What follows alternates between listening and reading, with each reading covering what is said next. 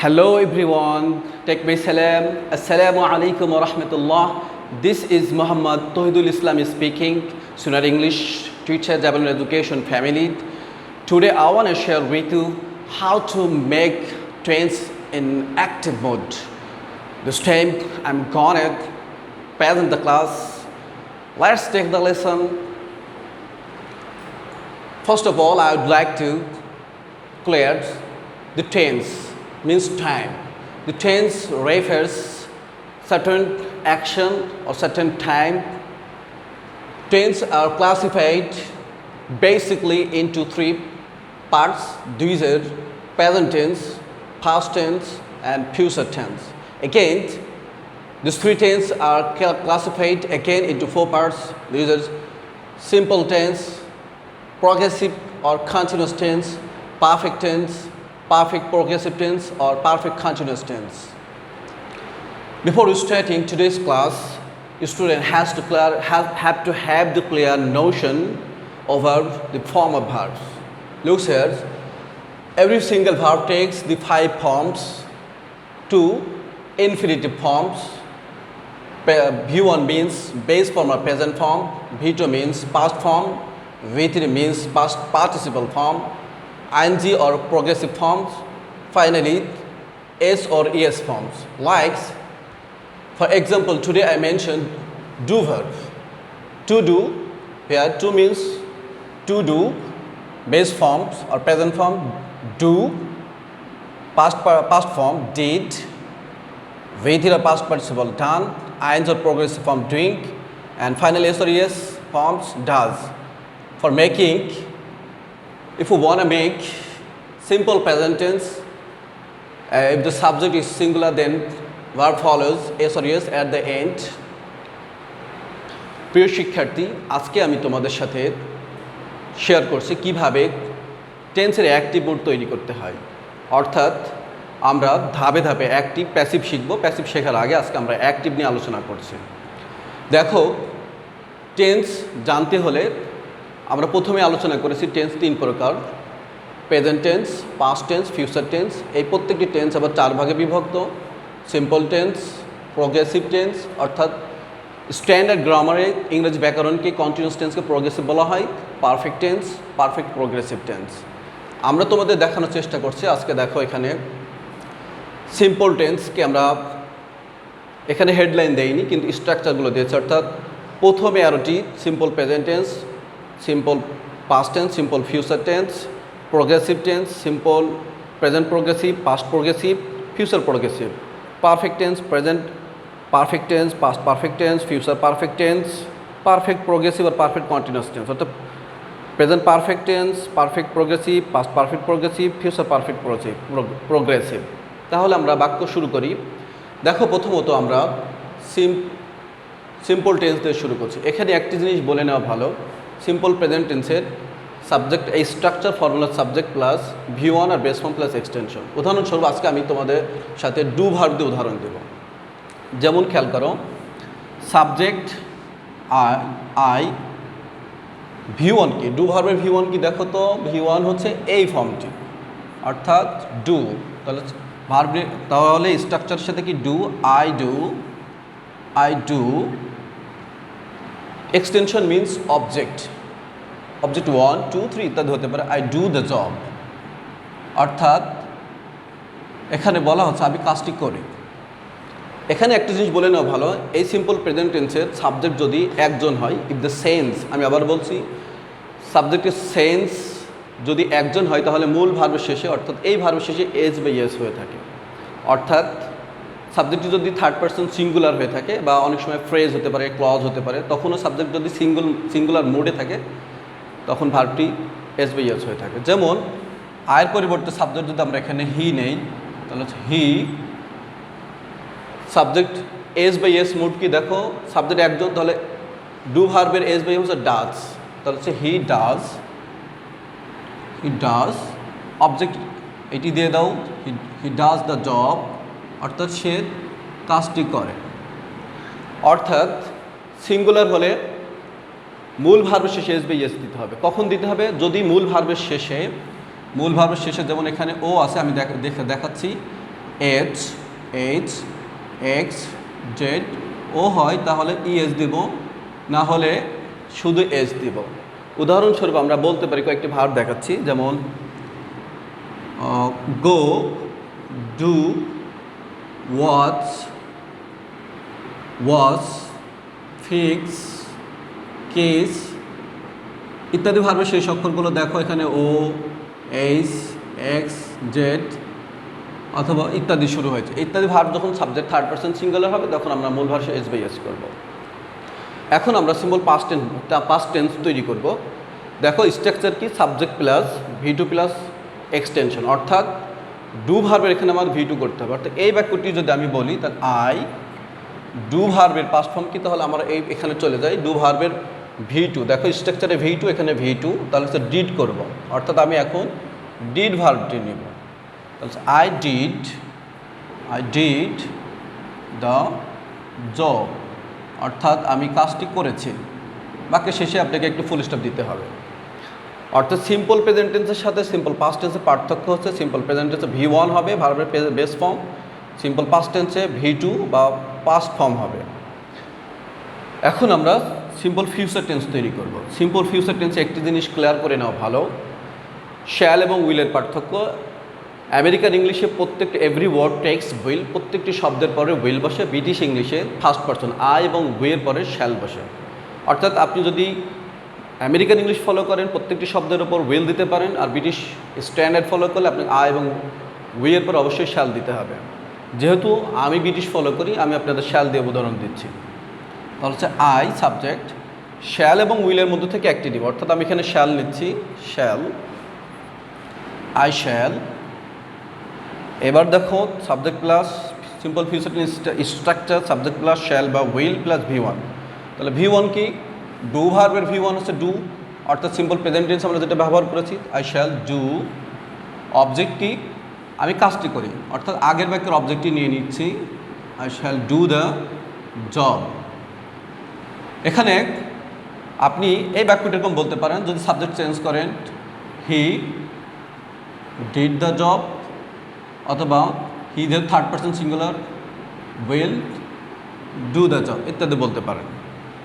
এর মধ্য দিয়ে আমরা সিম্পল টেন্স বানানো শিখলাম, অর্থাৎ simple present tense subject plus V1 plus object ইত্যাদি স্ট্রাকচার ফলো করব। সিম্পল পাস্ট টেন্সে subject plus V2 plus extension pattern follow করব।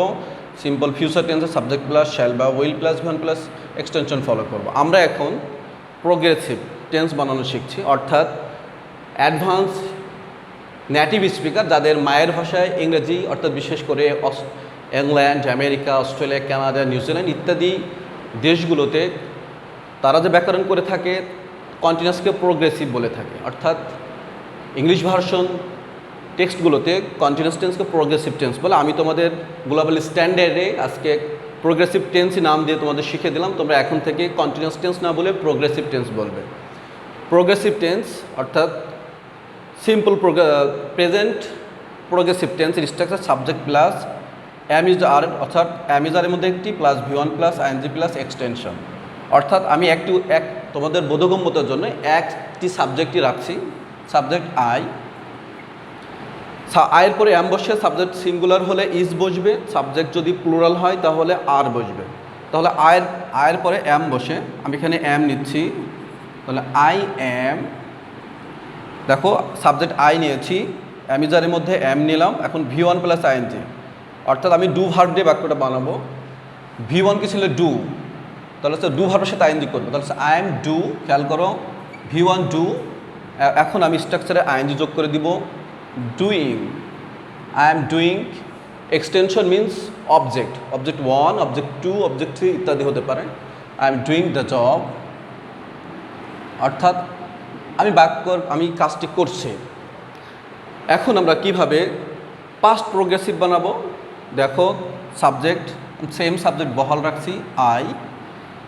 সাবজেক্ট যদি একজন হয় তাহলে ওয়াজ হবে, ওয়্যার হলে সাবজেক্ট প্লুরাল হলে ওয়্যার হবে। যেহেতু এখানে আই সিঙ্গুলার তাহলে আমি এখান থেকে ওয়াজ নিচ্ছি, তাহলে দেখো আই ওয়াজ,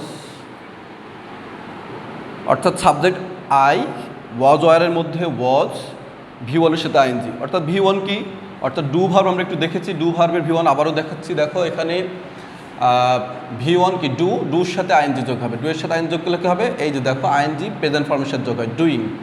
অর্থাৎ আই ওয়াজ ডুইং, অবজেক্ট কি সেম অবজেক্ট রাখছি বোঝার জন্য, I am doing the job.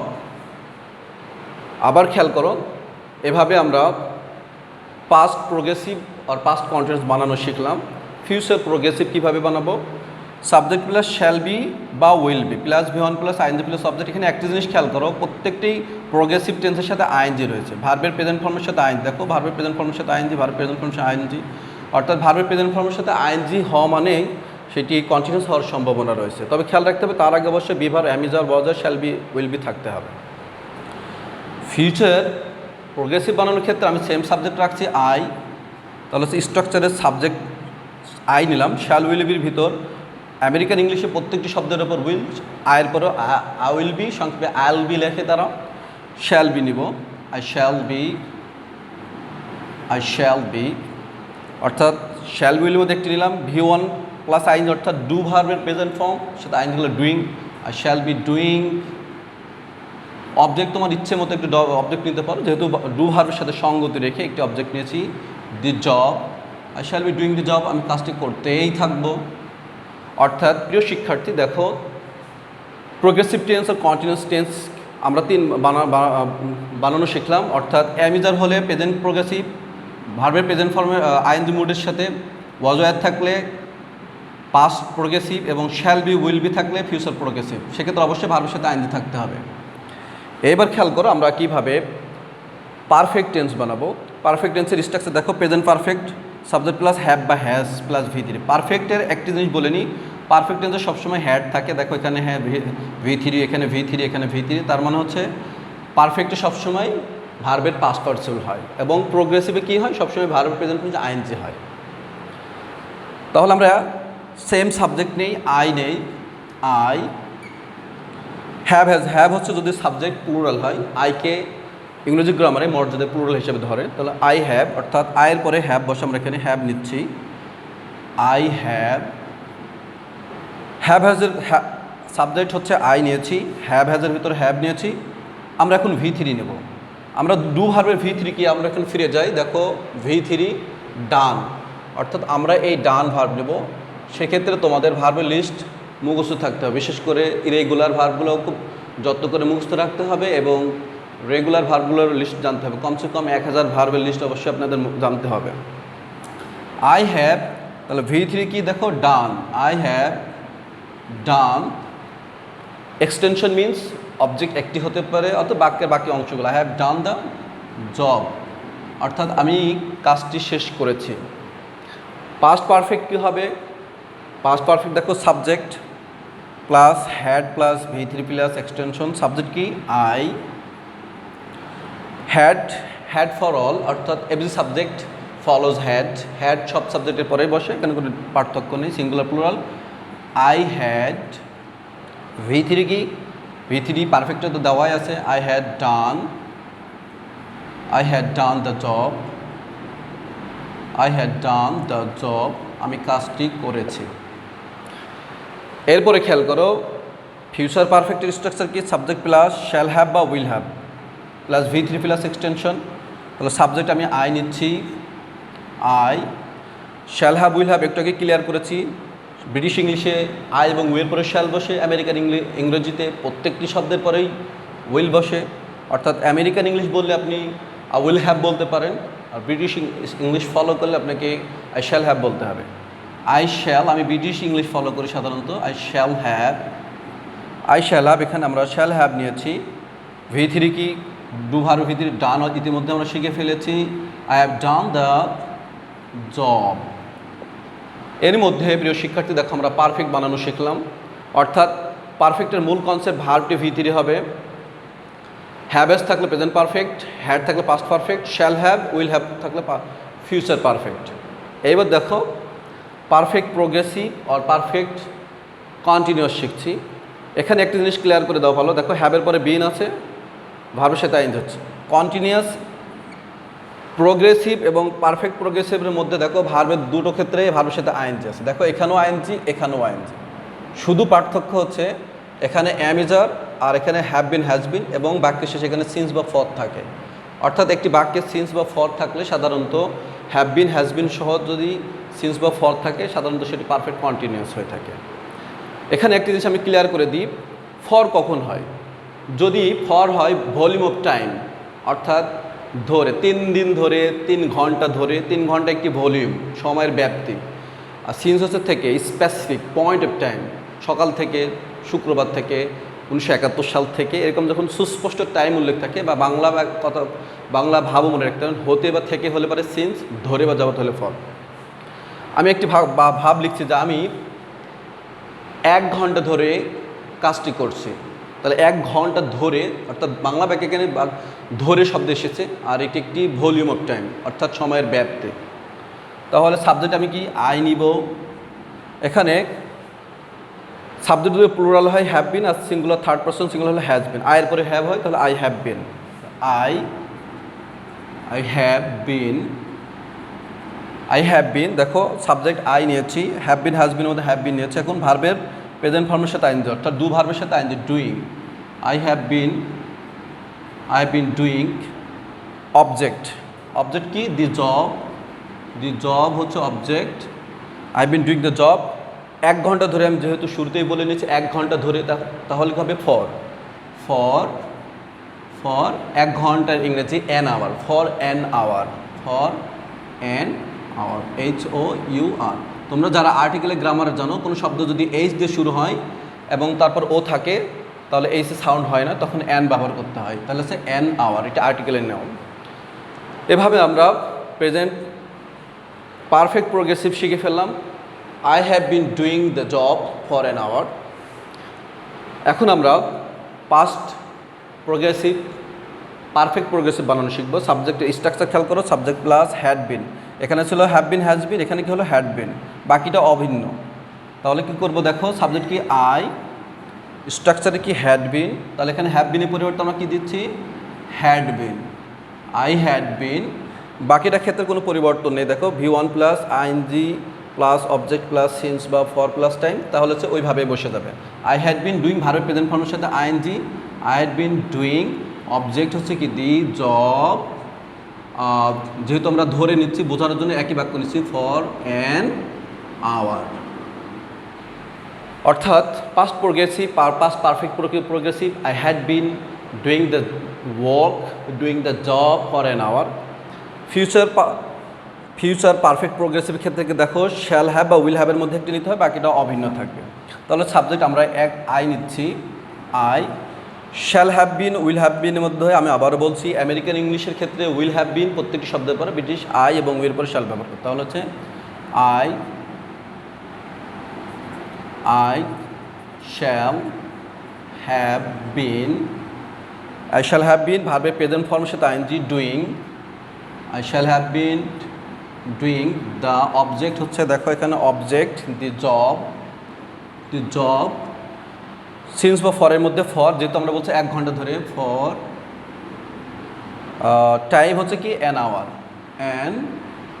Hour, অর্থাৎ আমরা 1 ঘন্টা ধরে কাজ করছি। প্রিয় শিক্ষার্থী, দেখো আমি খুবই সহজভাবে উপস্থাপন করার চেষ্টা করছি। অর্থাৎ টেন্স বা টাইমকে আমরা 3 ভাগে ভাগ করেছি, প্রেজেন্ট, পাস্ট, ফিউচার। এই প্রত্যেকটি টেন্স আবার 4 ভাগে বিভক্ত, সিম্পল টেন্স, প্রোগ্রেসিভ আর continuous tense, perfect tense, perfect progressive tense. অর্থাৎ মূল 3কে আমরা 4 দিয়ে যদি মাল্টিপ্লাই করি, অর্থাৎ 3 × 4 = 12, অর্থাৎ 12টি। দেখো এখানে 12টি বাক্য হয়েছে, 1 2 3 4 5 6 7 8 9 10 11 12। অর্থাৎ এই 12টি বাক্য তোমার, that is saying tense is the heart and soul of English grammar. If you have the clear notion of a tense, I hope you don't feel hesitate making freehand, making speaking, etc. অর্থাৎ দেখো আমি তোমাদের clear করছি, আমরা একই বাক্য দিয়েছি, তুমি একই বাক্য দিয়ে বলতে পারো। যেমন সিম্পল প্রেজেন্ট টেন্স আমরা কি বলেছি, আমি রিভাইজ করছি, I do the job. Past টেন্সে V2 হয়ে গেল, I did the job, I shall do the job. Present কন্টিনিউয়াসে I am doing the job, am এর পরিবর্তে was, I was doing the job. ফিউচারে I shall be doing the job, অর্থাৎ am, was, shall. পারফেক্টে কী হয়েছে? I have done the work. Present পারফেক্টে, পাস্ট পারফেক্টে I had done the work, I shall have done the work. Future প্রোগ্রেসিভে, perfect প্রোগ্রেসিভে দেখো I have been doing the job for an hour, অর্থাৎ have been doing. এরপরে কী হচ্ছে? had been doing the job for an hour, I shall have been doing the job for an hour. প্রিয় শিক্ষার্থী, তোমরা নিজেরা যেভাবে প্র্যাকটিস করবে, যেমন ধরো আমি এখানে ডু ভার্ব ব্যবহার করেছি এবং এখানে যে জব করেছি, আমরা যদি সাবজেক্ট চেঞ্জ করি তাহলে হচ্ছে আমরা যদি উই বলি তাহলে বাক্যগুলো কী হবে? We do the job, we did the job, we shall do the job. I am doing the job, sorry, যদি আমরা সাবজেক্ট উই নেই তাহলে হবে দেখো we do the job, we do the job, we did the job, we shall do the job, we are doing the job, we are doing the job, we shall be doing the job, we have done the job, we had done the job, we shall have done the job, we have been doing the job for an hour, we had been doing the job for an hour, we shall have been doing the job for an hour. অর্থাৎ এইভাবে তুমি নিজের মধ্যে practice করবে। আমি তোমাদের প্র্যাকটিসের জন্য আরেকটু উদাহরণ দিচ্ছি। যদি আমরা সাবজেক্ট চেঞ্জ করি, মনে করো ভার্ব চেঞ্জ করি, কী বলছি? স্পিক, অবজেক্ট কি? ইংলিশ, যে আমি সে ইংলিশে কথা বলছি, তাহলে কি হতে পারে? দেখো আমি 12টি বাক্য বলে দিচ্ছি এভাবে।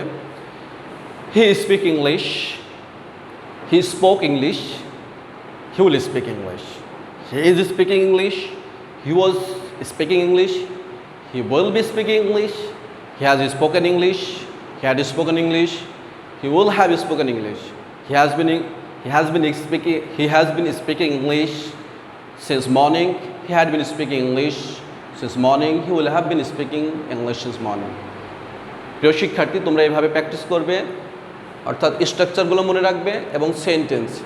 ইংলিশ ব্যাকরণের উপর নিয়ন্ত্রণ নিতে হলে অবশ্যই তোমাদের সেন্টেন্স মাথার ভিতর বসাতে হবে। এভাবে যদি প্র্যাকটিস করো, আশা করা যায় তোমাদের টেন্সের যে বেসিক তৈরি হবে।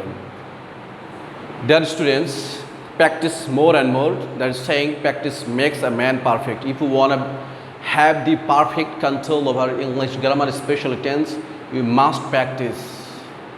Stay tuned with us also next. Till then, Allah Hafiz.